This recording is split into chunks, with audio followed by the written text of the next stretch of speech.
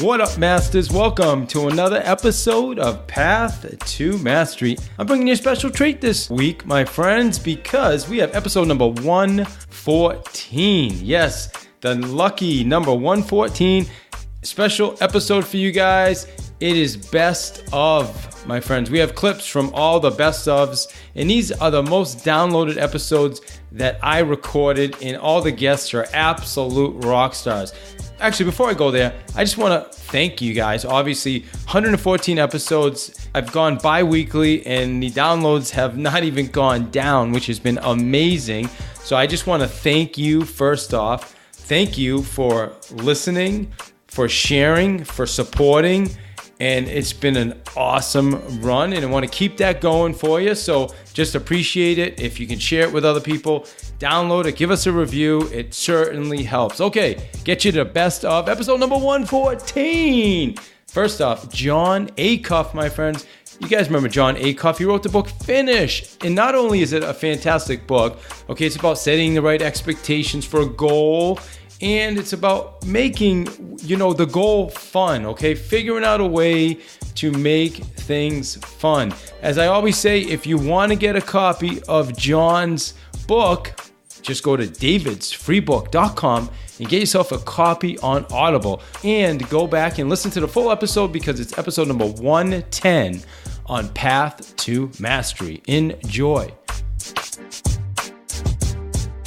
So why do so many people, Jon, everybody starts, we have great ideas, but what gets in the way of actually finishing? Well, it's a whole list of things, but sometimes it's counterintuitive things that we don't even think about.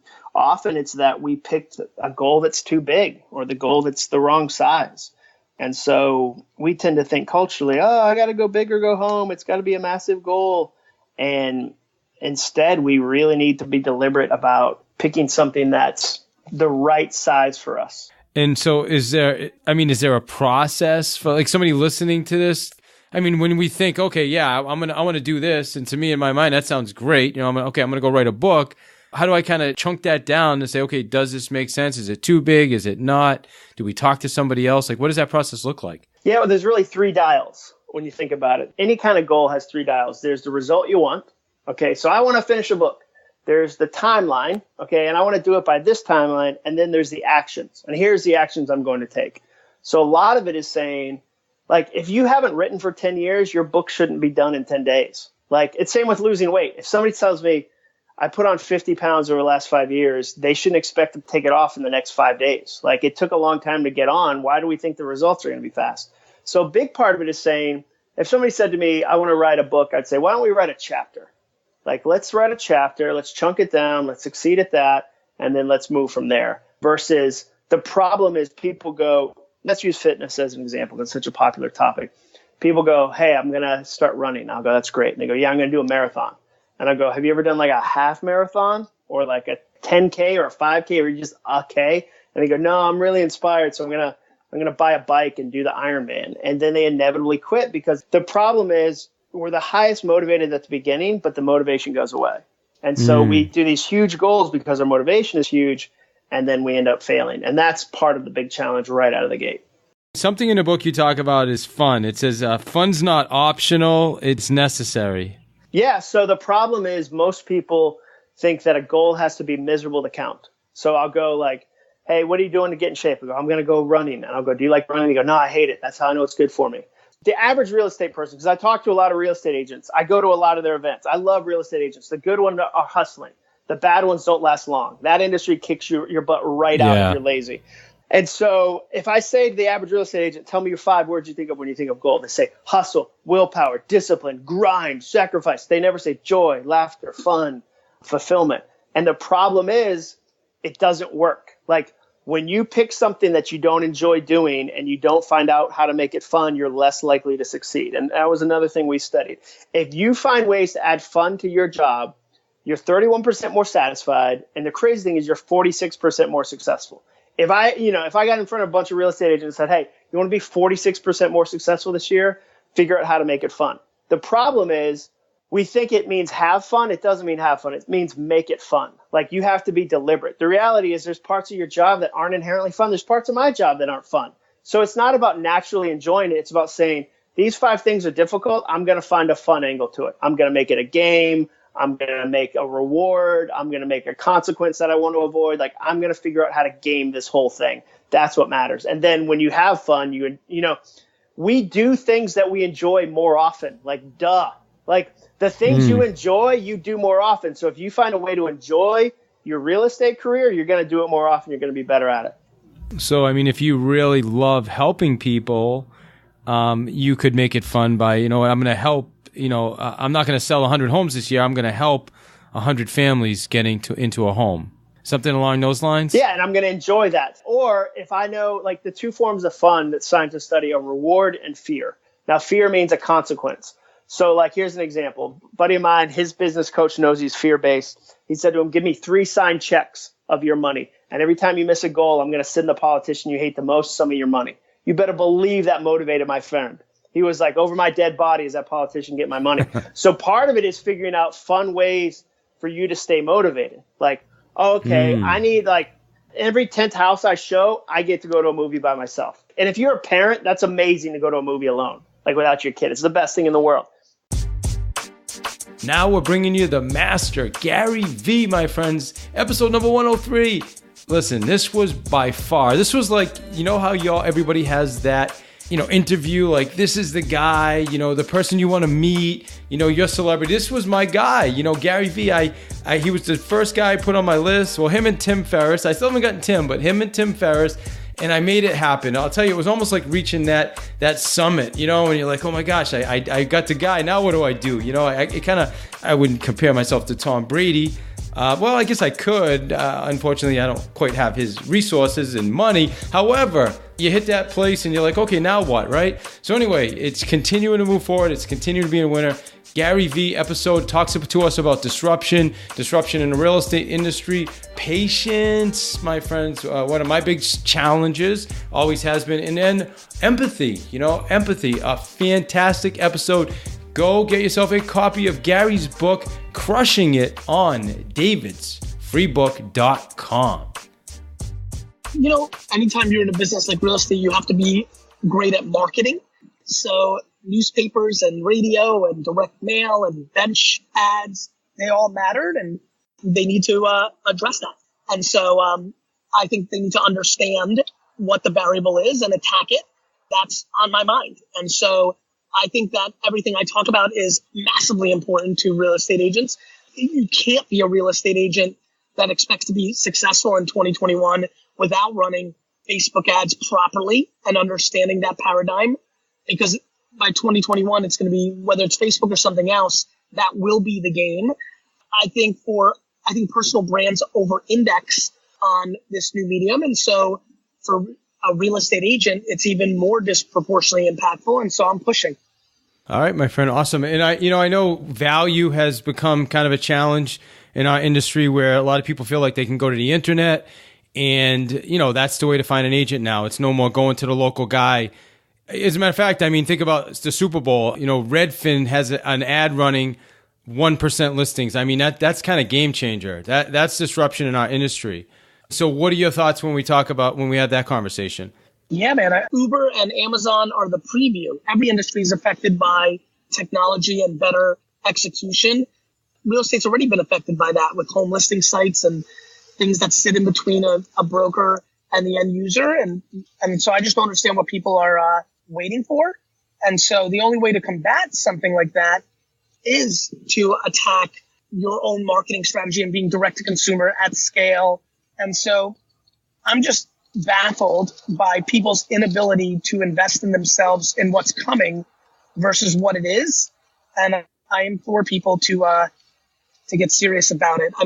Redfin is going to seem like baby talk in 5 to 7 years. And so if you don't start attacking these platforms and what I'm talking about, I do think that it's going to be detrimental to your business long term. When I met you at Agent 2021, you had said to me, what's your truth? I don't know if you even remember that conversation. You may or may not. I do. My truth is service and customer experience, right? Creating an experience for our clients. Why is that so important now? And as agents, how do we take that back?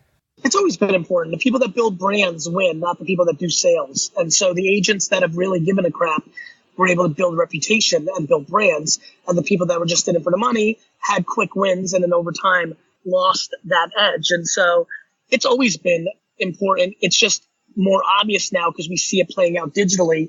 It's not hidden. All right, I want to jump into empathy and patience. You talk a ton about empathy and patience. Honestly, probably patience is one of my biggest challenges. Super impatient. Even the whole process of putting this together with you. I know we were going to be episode 100. I wasn't able to put it together, so I used the clip from the other interview we did, and now it's 103. I mean, talk to us about patience, man. Yeah, man. I think, again, if you're running a marathon, then you have to understand what that all means, which is the longer you can hold your breath, the more you're going to win in business and life. I mean that. Patience really matters. And I call it macro patience, right? On a micro, on a day-to-day, I'm running like a crazy guy, 15 hours a day. But my behaviors at the highest level, building relationships, worrying about my reputation, thinking about 15 years from now, it's all predicated on patience. And the other thing that patience allows you to do is not get caught up in the day-to-day wins and losses. To me, that's something that hurts a lot of people. They're just overly emotional and they get caught. They get really caught. They'll overreact to a win or a loss. I just don't do that. I'm always able to be the bigger man in every situation because for me, it's pretty easy to think about things long term. So if somebody screws me, I don't cut them out of my life. I try to deploy empathy and understand why did they do that. And all of this kind of goes into that patience. And I don't expect things to happen overnight. I did video every day on YouTube in 2006 for 18 months and nobody gave a shit, right? Nobody watched, nobody cared, but I knew it was right. I was patient and it's obviously led to a lot of good things for me. So voice right now, I have an Alexa skill, right? Gary V 365. It's not doing overly well, but I know it's going to be the thing. I keep innovating on it. I keep putting time into it. I'm always investing in people and things because I'm patient. My friends, we are bringing you back Mel Robbins, the 5-second rule. As a matter of fact, everybody I've interviewed, Mel has had the most downloads of anybody. Episode number 76, she absolutely crushes it with the 5-second rule. And it's about taking control of your life 5 seconds at a time. It's about taking action. Listen, you want to take an action? Simple. Countdown. 5, 4, 3, 2, 1. Bang. Go. That's it. Take action. It's a countdown. You can't count up because it never stops. If you count down, 5, 4, 3, 2, 1, go. She tells us how to use that in our lives and how she sets goals with it and how she started waking up early with it and so many. It's just an amazing interview. So go get yourself a copy of Mel's book if you choose on davidsfreebook.com. Enjoy. When you feel yourself hesitating, just like Dave explained, you got a phone call to make, and let's face it, your business is all about picking up the phone. It's all about getting out there. It's all about making requests. It's all about showing up. Those are all action items. None of those things require thinking. They require you to take action. So the moment that you notice that you're about to hesitate, when you know you should act, you should pick up the phone. You should start walking. You should start taking the conversation to the next level. You should make the request, whatever it may be. Count silently to yourself. 5, 4, 3, 2, 1. The counting backwards, it sounds stupid. It's really important. When you count backwards, 5, 4, 3, 2, 1, what happens is in a 5-second window, David, I've just taught you a simple tool that you can use to mentally switch gears. You're going to turn off the part of your brain when you go 5, 4, 3, 2, 1 that puts you in autopilot, that has you operate out of fear. And by the time you hit 1, 5, 4, 3, 2, 1, you've awakened your prefrontal cortex. Now, a lot of people wonder, Mel, can you count up? The answer is no. You cannot count up. And the reason why is because counting up, it doesn't have an endpoint. You can keep going. The second reason why you can't count up is because you do it all the time in your life. So you can do it on autopilot. And the third reason why you don't want to count up is because you're stalling. You're not actually counting down to take action. And so what you're going to do, whether you're going to use it like David just used it, is, there's somebody in your networking list or in your list of potential customers or people who might have a house coming on the market. You'd love to have their listing. What you're going to do when you are done listening to this podcast is you're going to literally You're going to write down that person's name that you know you need to have a conversation with, and you're going to go 5, 4, 3, 2, 1, and you're going to pick up the phone and start dialing. And that's how you use it. When you're in a conversation with a customer and they're being pushy as hell on price, and you know that they're going to try to force you to list the house too high, and you know that's the dumbest thing, you're going to go 5, 4, 3, 2, 1, and you're going to basically say, look, I'm willing to walk away from this listing because I'm going to tell you something. You asked me for my expertise. And in my expertise, you're pricing it too high. That means this house is going to sit for 5 or 6 months, which means you're then never going to get the price that you want, which means I don't make the commission that I want, and I've got an unhappy customer all because I listened to you. And you're going to have the hard conversation. And so 5 seconds at a time is how you grow your business. 5 seconds at a time is how you beat self-doubt. 5 seconds at a time is how you move from feeling, flat and not like it and bitching about the economy or maybe the market. And you move into action. And the counting backwards piece is a little trick that actually helps you switch gears from using the part of the brain that sabotages your success and awakening the part of the brain that actually helps you change. So that's the 5-second rule. I want to share a couple of other examples of where I've used it, Mel, is, I literally standing in line at Starbucks, and I'm like, well, should I talk to this person about real estate? You know what I mean? Pass a card, get their info. And then right away, 5, 4, 3, 2, 1, just say hello, right? Another example, like you talked about with a listing, a really nice property came off the market. It was in a really exclusive high-end neighborhood that I typically don't pursue very much. Used the rule. I went over, knocked on the door, dropped off a flyer, had a great conversation, right? So we get all that stuff, right? So in your book, you talk about habits, right? How do you build habits and routines? And the reason I bring that up is because I read your book, listened to it 2 months ago. I'll be honest, I've been using all these tools in your book, and it's been phenomenal. And I kind of got away from it. And then today, getting ready for this interview, I was listening to it again, and then it brought me right back. And before this, I made some recruiting calls that I didn't want to make. I just said 5, 4, 3, 2, 1, started making the calls. So how, I guess the question I'm trying to get at is, how do we create that, I guess, consistency or that habit, right? Because I got away from it. All right. So this is the $100 million question for all of us entrepreneurs. Not only am I an international best-selling author and I've built this incredible speaking platform and I've launched a new company, I'm an entrepreneur just like you guys. At the end of the day, I want to tell you something that a lot of people that are, quote, experts won't admit to. We're all fucking human. And you're going to have stuff hit the fan. I mean, today, my day went off the rails because it's graduation season. I got kids in 3 different schools. We have all kinds of stuff going on. And last night, the air conditioning in the house went out because we live in an 18th century farmhouse, and that kind of happens when it hits 90 degrees. And so the kids didn't get a good night's sleep. We didn't get a good night's sleep. And so the day didn't go according to plan. No matter what your habits are, you're going to fall off the wagon. The most important thing when that happens is don't beat yourself up. You're human. You have emotions. You have things that are going to happen to you that you can't control. You're going to have good days and you're going to have bad days. That is the reality. It's neither good or it's bad. It's what happens. You can't control the fact that the market might suck at times. You can't control the fact that sellers might get really arrogant and it's very hard to keep control of the relationship with them. You can't control the fact that your buyers are super emotional and sometimes they make irrational decisions. However, you can always control what you think and how you act. And so when you notice, like David did, that he fell out of the routine, or you notice like I did that, oh my God, everything I planned for this morning has literally gone up in smoke. No problem.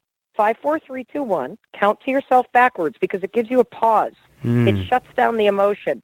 It gives you a moment where you have this insight, this inner wisdom that tells you, oh my God, I realize that I'm not doing what I want. That's a moment of power. You have clarity.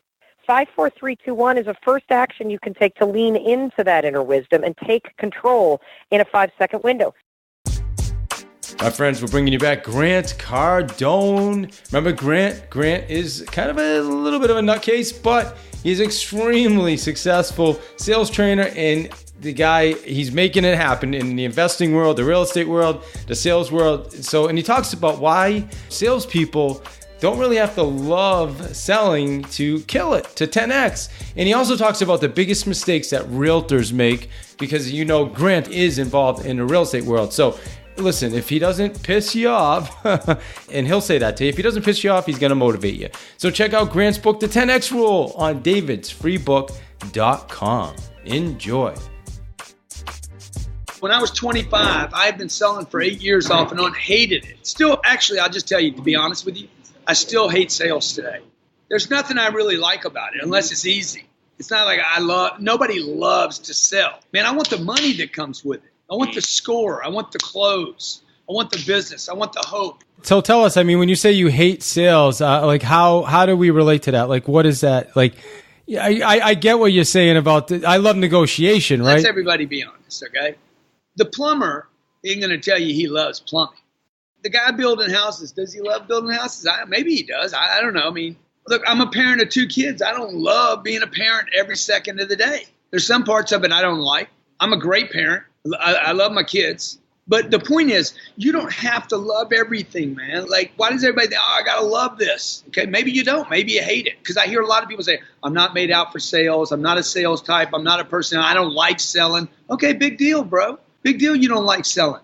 I don't like dancing that much because I'm not good at it. I don't like ice skating because I ain't good at it, okay? People say, I don't like social media. I say, because you ain't good at it. You don't like things because you're not good at it. Now, let's talk. A bigger question is, what would you have to do to fall in love with sales? And the only way you can fall in love with sales is if you make a lot of damn money. And then you'll love the deal. I know people that make $6 million a year in commissions. They love sales. They love it. They love the whole thing, right? Now, that doesn't mean they like prospecting or keeping a pipeline full or follow-up. They don't like rejection, but they like that $6 million. What is the biggest mistake you see salespeople are making? And you've been around real estate, so let's use real estate as an example. The biggest mistake real estate agents make is they don't buy their own real estate. That's the ultimate biggest mistake that a real estate agent makes. They don't invest in real estate. Got it. Okay. That is the biggest mistake. Perfect. So I was a car salesman when I was 23 years old. The biggest mistake I made as a car salesman was I never bought a car dealership. That's the thing, man. After not buying your own stuff, the second biggest mistake a real estate agent would make is that you think about being competitive with other real estate agents. Competition. I wrote about this in If You're Not First, You're Last. It was a New York Times bestseller. It's a very specific, strategic book for salespeople. Very, very strategic. It's not the 10X rule or anything like it. And it was basically saying, look, if you combine those 2 books with the think and the strategy, you're a killer. Because the If You're Not First, You're Last said, look, competition will kill all your greatness. It does not inspire greatness. It does in some people, small numbers of people. Okay, LeBron's behind 20 points, it freaking turns him on. Tom Brady loves being behind. Okay, most people don't like being behind. You should not, by the way, don't get confused by either one of those guys, because both of those guys would much prefer to dominate than to compete. The greats don't compete. The greats want to dominate. They want complete control of the floor. They want to wipe the floor with everyone. And so I would tell the real estate agent, the worst thing that a real estate agent could do is, number one, not buy their own products.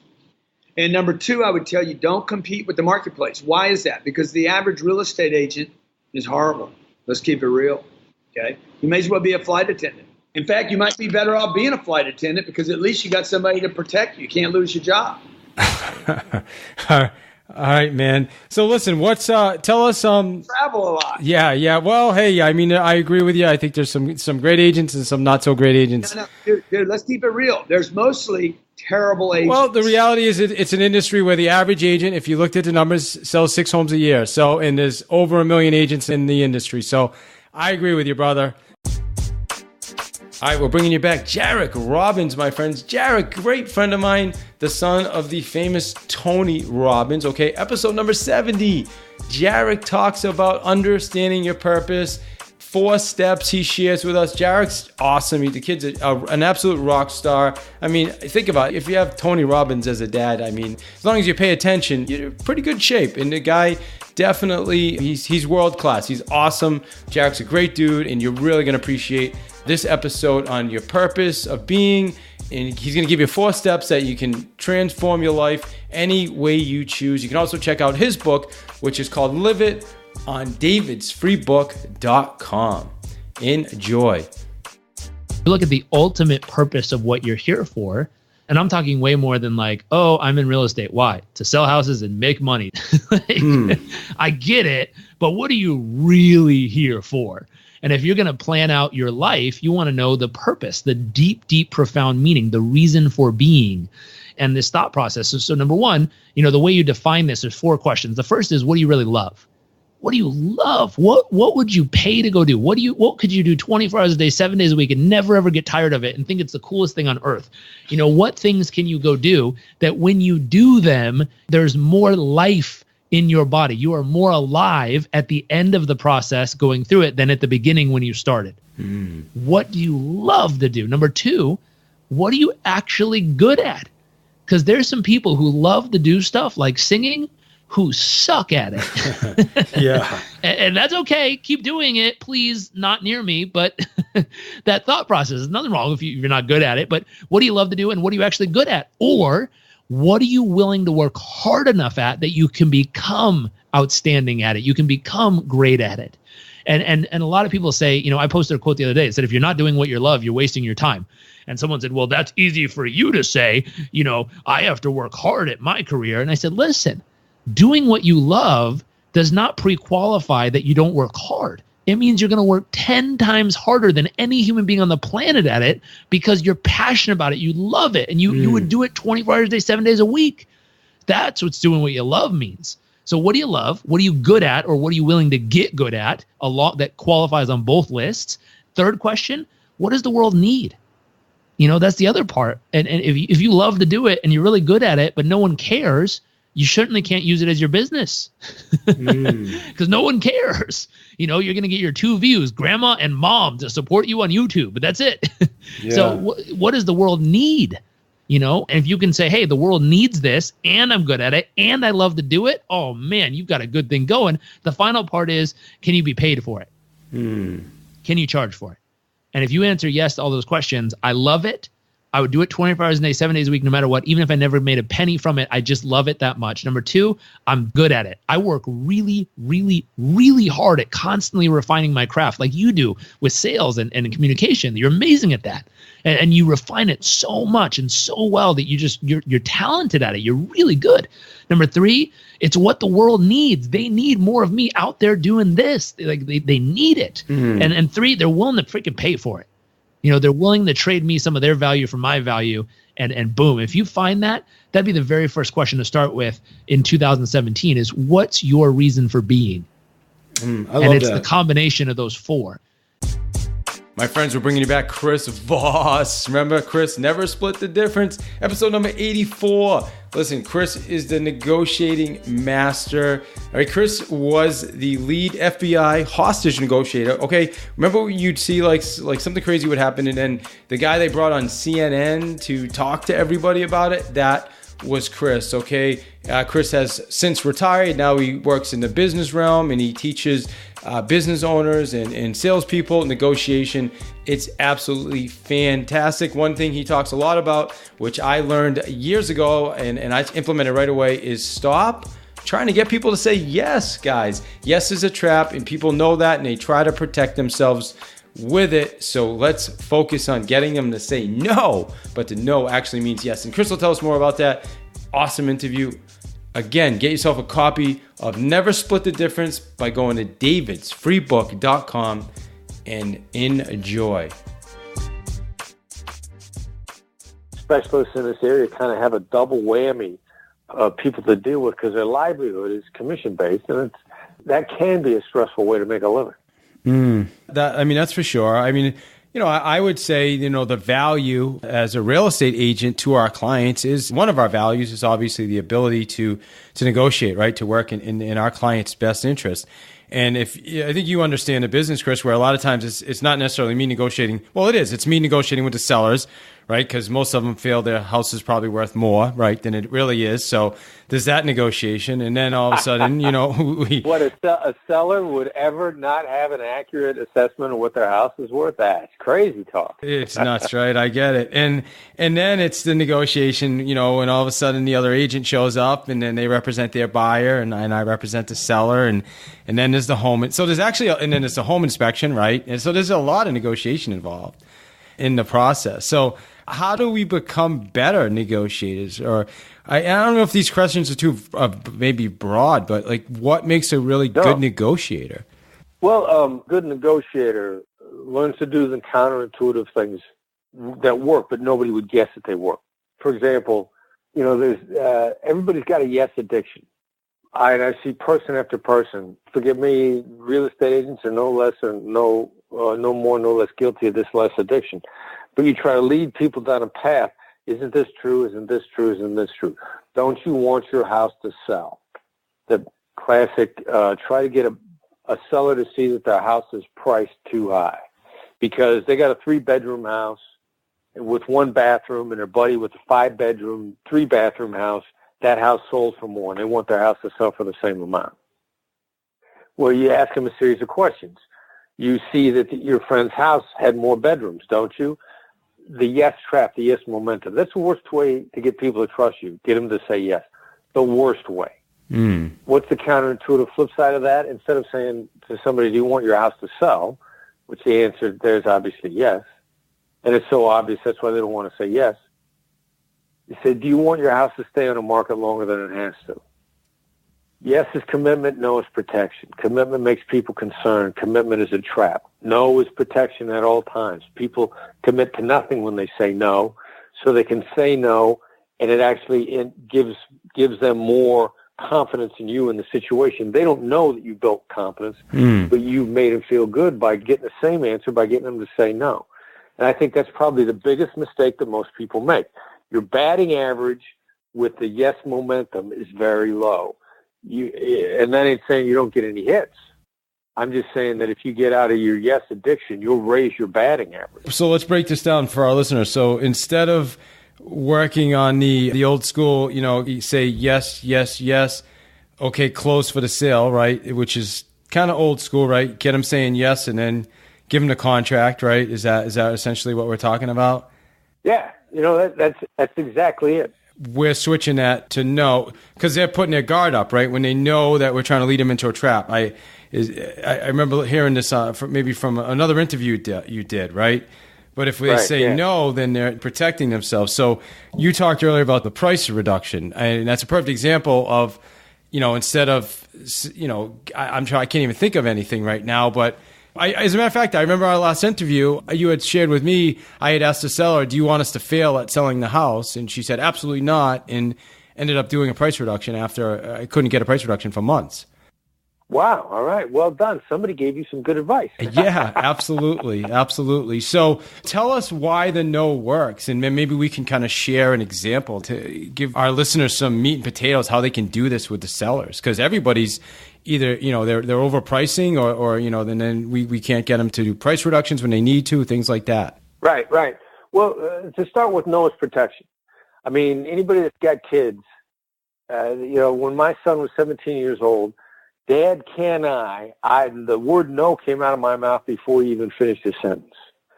But the one thing that I noticed, though, once I said no and I protect myself, and the act of protecting myself helps me calm myself down. I'm not worried about what I'm letting myself in for. And each and every time that happened, then I would say, now, wait a minute, what was it that you wanted again? And having protected myself, now I'm suddenly more dialed in, more willing to listen because I got nothing to worry about. So to start with, you begin to take this small 2-millimeter tweak and you make a huge difference in your communications. I've got reason to believe that it makes you 23% more effective, just that one small change.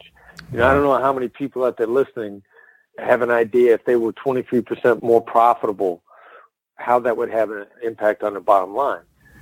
But I get reason to believe it's no less than 23% jump in effectiveness.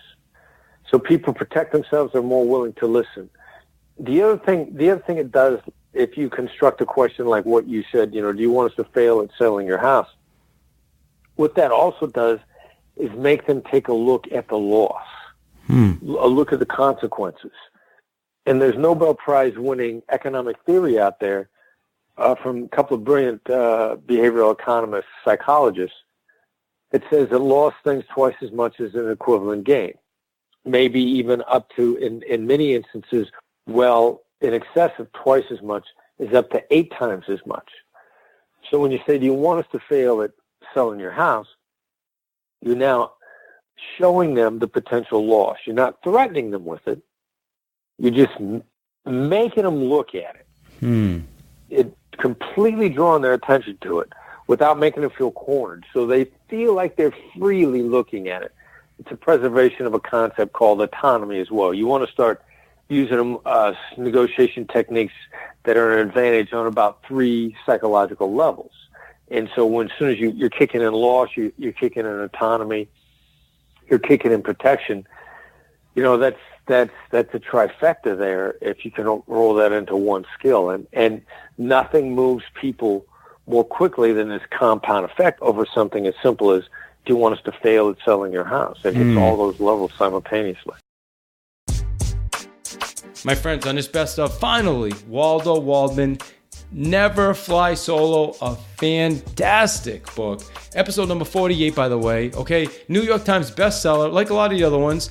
And he talks to us about how critical our team is, how critical our wingman is to our success. So how it takes someone else sometimes to push us and support us. And we can't get to the highest levels alone, okay? I talked earlier about Tom Brady. Yeah, Tom Brady is absolutely phenomenal. However, can he do that alone? No way. He needs a team. All right, so fantastic episode. Waldo Waldman. I hope you enjoy Waldo. I hope you enjoy all the episodes. Again, davidsfreebook.com. Get yourself a copy on Audible of Never Fly Solo. Guys, you rock. Enjoy. Flying combat missions, being prepared, creating a collaborative culture with the men and women in my squadrons, bridged over into the business world where the missiles may not be life or death, but it'll impact our life, the life and death of our business, the life and death of our future. So what I talk about in Never Fly Solo is how do you create a culture in your personal life and in your business where people feel comfortable coming to you for help. You've got sales top guns listening in, real estate agents, very commoditized world, as you know, the mortgage brokers, etc. Hey, when you have a client or a prospect that comes to you for help and feels confident in your ability to deliver on that help, that's what being a wingman's about. And it's also about that we're all standing on the backs of giants, that we can't win alone. So the people that we meet on our road to mastery, they're going to be the ones to give us insights, coaching, slap us around a little bit, right? To, improve our vector, get us on the right path. And that's what I really try to distill in this book. You can't win alone. You need a wingman to help you fly, fight, and win. Yeah, I really get that from the book, and it's in almost every chapter, Waldo. And I mean, it just consistently comes up, and you can explain it better than me, but it's really wingman and the people that are supporting you, right? The people that have your back, the people you're affiliating with, associated with, the people around you. It's all that, right? Oh, yeah. And a lot of us, as entrepreneurs, we may think that we're flying solo in our offices on the road, but there's so many back-end folks who allow us to get the job done, be it our IT managers, the folks doing the contracts for us, our administrators, inside sales, whoever it is, and you know who those folks are. The key is you have to nurture those relationships. You have to appreciate them.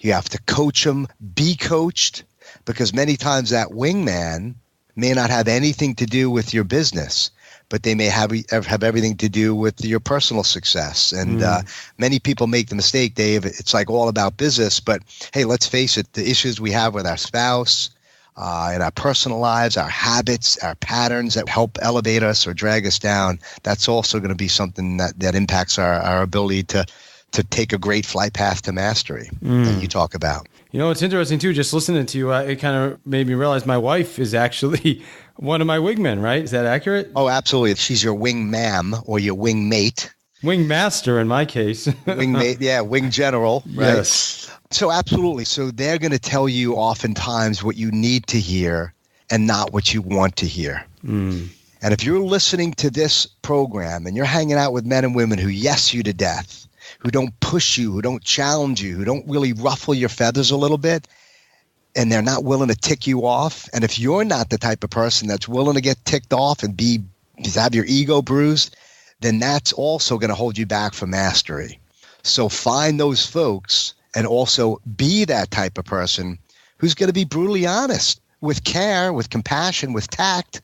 But in order to elevate our game plan and achieve mastery, sometimes it takes somebody else to really, really push us in a new direction and to facilitate it, to ask for it, to be open and coachable. All right. So, I mean, I went through the book, and like I said, I've gotten so many amazing things from it, and I want to touch on a lot of those points. But the kid in me wants to have this conversation. I mean, everybody, at least all guys, love fighter jets. I mean, it doesn't get any cooler than a fighter jet, right? So tell us about, that experience. I know in the book you talk about, lift and drag, and I get it's a metaphor for things holding you back. But one thing too, I didn't realize is, when I see fighter jets, I mean, I've never been in the military, but we see them and they fly in formations, they're flying close together. I never realized there was a reason for that. I just thought that's how they did it. But in your book, you really explain why that's important. Yeah. And many times if you're going into the weather, if you're going against the enemy, where you want to shield the fact that you're, let's say, a force of eight fighter aircraft flying in the sky. When you fly together, it's tough for radars to pick that up. And many times if you're flying and you have an engine problem or a navigation issue, or there's weather and you need to stay together, you get into tight fingertip formation around 3 feet from your wingman, and you're flying together in the clouds, or having that wingman guide you through, and all you're doing is flying off that wing. You trust him or her to take you where you need to go, to be the stable platform.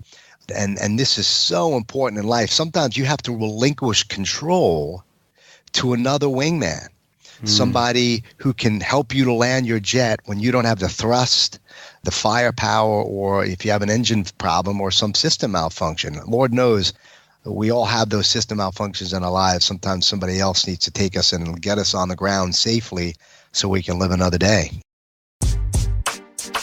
Masters, if you know me, you know health and nutrition is number one, and that's why I'm an advisor for Advocare products. Listen, in my opinion, these are the best products on the planet, guys. You get what you're supposed to get, right? I use the products for health. I use the products for energy. I use the products for wellness. So we have all the different lines from Spark, starting your day with a great energy shot, all the way to pre-workout. It's whatever your goals are, right? It's whatever your goals are. You can check out the products at www.livelongersmarter.com. That's my website. Or reach out to me, and I'd love to have a 30-minute or, anywhere from 15 to 30-minute conversation with you, just talking about your health and nutrition goals and what I can do to help you achieve those goals. So again, products, energy line, or wellness line, whether it's joints, you're getting up there in the age, you just want to take care of yourself. I'll tell you, one of the greatest compliments I get is people, you say, wow, you look amazing. I cannot believe you are the age you are. Weight loss. I've helped lots of people, guys, lose weight, not just lose it, but keep it off with the products. And the cool thing is, I'd say 75% of the people who start with our products, they continue using our products even after they initially tried them, which has been amazing. And strength, if you're into bodybuilding, then hey, Rich Fronin, okay? I don't know if you know who Rich Fronin is. He's an advocate for Advocare as well. So amazing products. You can see us. We're featured on NASCAR, professional soccer, college basketball, college football, Men's Health magazine last month. These are the real deal, guys. LiveLongerSmarter.com is the website, or reach out to me if you, like I said, if you want to have a personal conversation with me, just send me an email. In the subject line, just put Advocare products, and I'd love, like I said, schedule a 15 to 30-minute call with you to talk about your health and nutrition goals. Guys, you rock. Live longer, smarter. And as Gary Keller eloquently said, if you don't take care of your body, where are you gonna live? You rock.